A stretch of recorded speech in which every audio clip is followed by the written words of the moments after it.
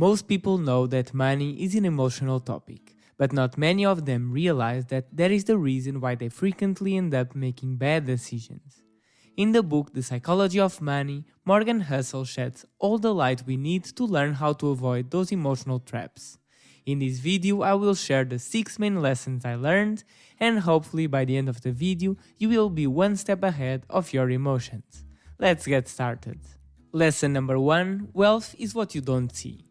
Morgan tells a story about a man that arrived in a great car to the hotel he worked in. He drove a Porsche.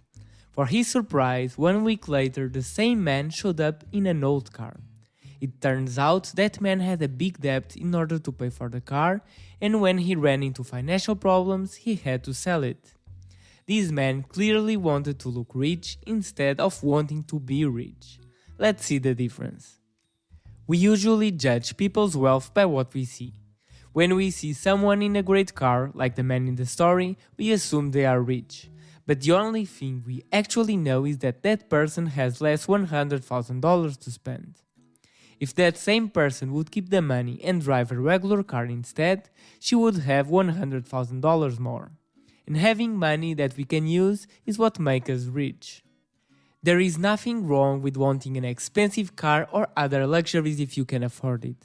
But if what you most desire is to buy things, maybe what you want is not to be rich, but to look rich. And spending money to show people how much money you have is the fastest way to have less money. Lesson number 2: Money buys freedom. We have all heard the expression, money doesn't buy happiness. And while we may agree or disagree with it, I think we can all agree that money can buy something far more precious. And that is the ability to control how we spend our time.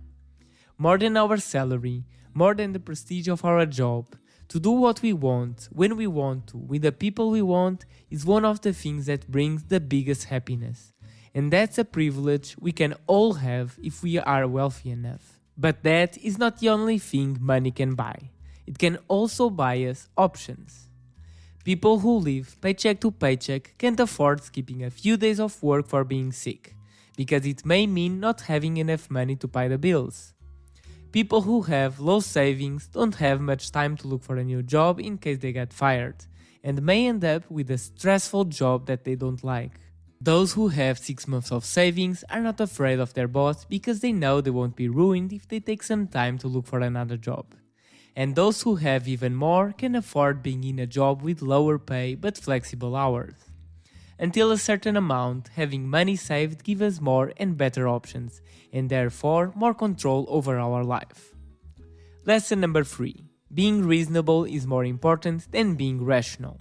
From all the lessons in the book, this, in my opinion, is the most important one. When making financial decisions, we often look for the option we believe will bring the best results, when instead we should look for the one that lets us sleep better at night. Let me explain. My friend Jack wants to start investing and he has $5,000 for that. It is a huge sum of money for him, but he is confident that it will go well, and if he loses, he won't be needing that money anyway. The market has been growing these past months, so he thinks it's the right time. He now faces 2 options. Option number 1, he puts it all in and waits for the market to grow. Option number 2, he puts $500 each month during 10 months. Option number 1 seems more appealing. He believes the market will grow quickly, so it makes no sense to lose the opportunity. And that's what he does. A week later, the market crashed. Jack has been panicking for a few days and can't even look at the app. He later decides to get out and loses half of it. A few years later, Jack decides to try again. This time he chooses option number 2. On the first month, he buys $500. A month later, the market crashed. He is losing a third of what he invested already. But he is not worried. He still has money left, so he buys $500 more. When the market goes up, he is profiting, but when the market goes down, he is buying more for a cheaper price. In his mind, it is a win-win situation. He knows he is not making the biggest profits he can, but now he sleeps like a baby, and that is far more important. Lesson number 4: Nothing is free. Every investment we do has a hidden price, And no, it is not a monetary price as you might expect. It is an emotional one, like fear, doubt, or stress. The problem is that most of the times we are not aware of it until it is time to pay. So, instead of looking at it as a fee that we need to pay in order to have the benefit, we feel like we are given a fine and we hate it. The solution is to learn for each investment what is the fee that we are supposed to pay, and when it comes, be willing to pay it. Let me share an example. I have a friend, Matt, who bought a Bitcoin some years ago for $7,500. Matt believed in the project and decided to invest with a huge sum of his money. He was pretty happy with his choice in the beginning because Bitcoin doubled to $15,000. However, a few months later it dropped for a whole year, reaching the bottom around $2,500. Matt suffered. Each time he went to the app checking Bitcoin's price, he cried inside. Each time it dropped 10%, his legs shake. Matt questioned several times his choices and if he should sell what he had left. But he held, and 3 years later Bitcoin slowly recovered and reached a new record of $55,000, bringing a new confidence to Matt's face. It now looks easy, he just had to buy it and wait. But Matt's success had a huge emotional price, which Matt wasn't expecting. When investing, always remember that there is a price to pay. Take it as a fee and not as a fine. Lesson number 5. Play your game. Let's meet two investors. The first one is a father, has a fine job and is looking for a way to apply his savings and generate wealth in the next years. We will call him the long-term investor. On the right side we have a man in his mid-20s. He just started working and has a lot of free time to look at markets. He likes to do some daily trading to get a few extra bucks. We will call him the short-term investor. The short-term investor loves stocks that are growing. He usually makes a quick profit by buying and some hours later selling on a higher price. The long-term investor likes companies that he believes will be great in the future.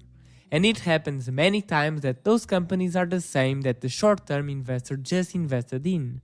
And because both investors got in, the trend continues, attracting more and more people until one day it collapses. The short-term investor gets in and gets out before the crash, so he's fine. But the long-term investor is not planning to sell soon, and so he takes the hit. This happens in real life all the time. Trending stocks attract more and more day traders that make the price rocket. Mid and long-term investors are attracted to that success and do not see that other investors are playing a different game than they are. And when the crash happens, they regret it. But they didn't necessarily make a mistake. In the long run, they will probably profit.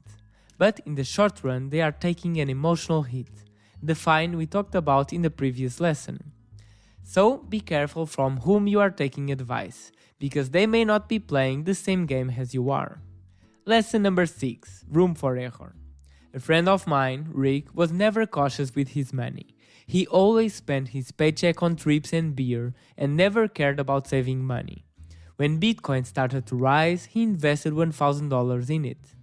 A few years passed and Bitcoin had a hard time, but now it was 5 times bigger than before. One day I encountered him and asked about his investment. He should be making great profit by now.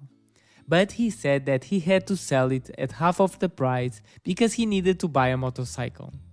Rick could have now 5 times more, but because he didn't have any savings, he had to sell his investment when it wasn't convenient. The world is unpredictable, so you should always plan with room for error. If you think a 6-month emergency fund is enough, why not make it 9, just in case? If you are buying a house in 2 years, put aside 20% more every month. The price you are expecting to pay might be higher, so if you have the amount you need earlier, great. If not, you will be glad you saved a little extra. To avoid frustration, you should always have a safety margin. These were only 6 from 20 interesting lessons from the book, so if you want to learn more, I totally recommend you reading it. It's very recent and easy to read. If you buy using the link in the description, you will be supporting this channel, so thank you so much.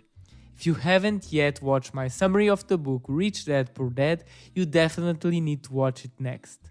The lessons are mind-blowing. Thank you for watching, subscribe for more, and see you on the next video.